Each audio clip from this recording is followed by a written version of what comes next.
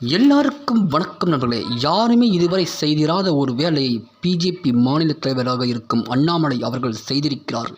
இதுவரை தமிழகத்தில் எந்த ஒரு மாநில தலைவரும் சட்டை இல்லாமல் வெறும் உடம்போடு வெளியில் தலை காட்டியதே இல்லை. ஆனால் இவர் சட்டையை கழற்றியதோடு மட்டுமல்லாமல் சாட்டையால் தன் உடம்பை தன்னைத்தானே அடித்து கொண்டார். அதுவும் பனின், அதாவது உள்பனின் கூட போடாமல் தன்னை அடித்து கொண்டார். இதுவரையில் ஆர்ப்பாட்டம் என்றால் பொதுமக்கள் செல்லும் பாதையை மறிப்பார்கள். யாராவது எதிர்த்து கேள்வி கேட்டால் கேள்வி கேட்கும் நபரை வேண்டுமானால் சாட்டையால் அடிப்பார்கள்.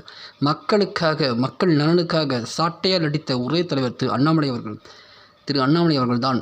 தமிழ்நாட்டில் முதன் முதலில் அது மட்டுமின்றி திமுக ஆட்சியில் இருந்து இறங்கும் வரை தமிழ்நாட்டில் முதலில் திமுக ஆட்சியிலிருந்து இறங்கும் வரை காலில் செருப்பு அணிய மாட்டேன் என்ற சபதம் எடுத்திருக்கிறார். இதுவரை எந்த ஒரு எதிர்க்கட்சியும் செய்யாத ஒரு செயல்.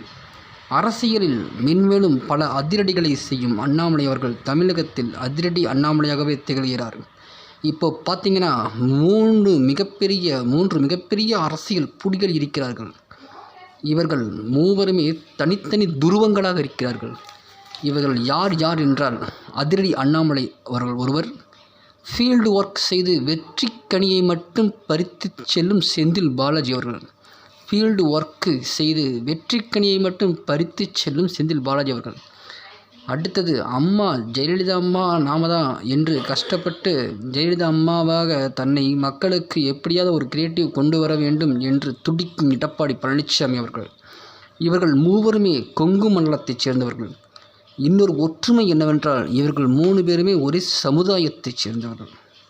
இதில் செந்தில் பாலாஜி அவர்களை முதலமைச்சரே மிகப்பெரிய மேடையில் முதலமைச்சர் ஸ்டாலின் அவர்களே தன்னை விட, தன் மகனை விட, இங்கே இருக்கும் மற்ற அமைச்சர்களை விட சிறந்த அமைச்சர் செந்தில் பாலாஜி தான் என்று ஒரு மேடையில் ஸ்டாலின் அவர்கள் மிகப்பெரிய மேடையில் பாராட்டியுள்ளார். இப்படி முதலமைச்சரே தன்னை விட சிறந்த அமைச்சர் செந்தில் பாலாஜி என்று பாராட்டிய நிகழ்வு இதுவரை தமிழக அரசியலில் நடந்ததே இல்லை. இப்படி முதலமைச்சரே பாராட்டும் ஒரு அமைச்சர் செந்தில் பாலாஜி, அதிரடி அரசியல் செய்யும் அண்ணாமலை அவர்கள் கைப்பிடித்து, கால் பிடித்து, மடி பிடித்து சிஎம் சீட்டில் அமர்ந்து அதிலிருந்து தலைவர் பதவியை பிடித்த எடப்பாடி பழனிசாமி அவர்கள்.